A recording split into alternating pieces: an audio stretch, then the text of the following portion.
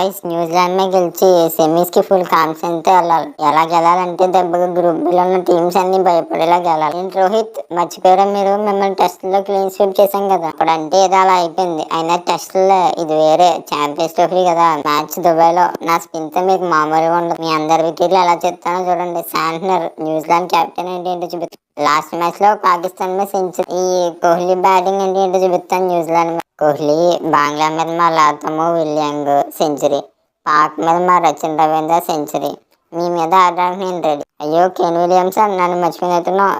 నీది మీ రచిన్ రవీంద్ర వికెట్ తీసి న్యూజిలాండ్ మీద నా రికార్డు ఏంటో మళ్ళీ చూపిస్తాను మీకు. అలా కాదు షమి, నేను లాస్ట్ మ్యాచ్ లో సెంచరీ, ఇండియా మీద నా రికార్డులు ఏంటో తెలుసు కదా. ఈ మ్యాచ్ లో కూడా అదే కంటిన్యూ చేస్తా. నా వికెట్ ఎలా తీస్తావో చూస్తా. అలా చెప్పరా రచిన్ రవీంద్ర? ఈ మ్యాచ్ లో కూడా నేను మంచి నాక్ ఆడి సెమీస్ లో కాన్వే ఏంటో చూపిస్తాను.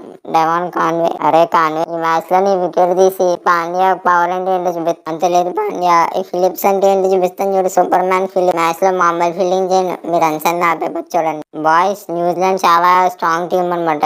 బ్యాటింగ్, బౌలింగ్, ఫీల్డింగ్ అన్నట్లో చాలా స్ట్రాంగ్ టీం. మనం చాలా జాగ్రత్తగా ఆడాలి. అరే ఈ మంచి స్పిన్ లో వికెట్లు ఆడలేదు. అరే రోహిత్ టెన్షన్ అడుకో, న్యూజిలాండ్ ఉన్నంతా మన వాళ్ళే. వాళ్ళని ఎలా అవుట్ చేస్తానో చూడు. రోహిత్ అన్న, నువ్వు నేను మంచి స్టార్ట్ కనిపిస్తే బ్యాటింగ్ లో న్యూజిలాండ్ మీద మనం గెలవచ్చు. అరే గిల్లు, మీకు అని ఛాన్స్ లేదు. రోహిత్ మీది వికెట్ నేనే తీస్తా. మ్యాట్ హెన్రీ ఇక్కడ. అరే హెన్రీ, నేనున్న ఫామ్ కి నీ బౌలింగ్ ఎలా కొడతానో చూడు. Thank you for watching. Video నచ్చితే లైక్ చేయండి. అలాగే ఈ వీడియో మీ అభిప్రాయాన్ని కామెంట్ సెక్షన్ లో తెలియచేయండి.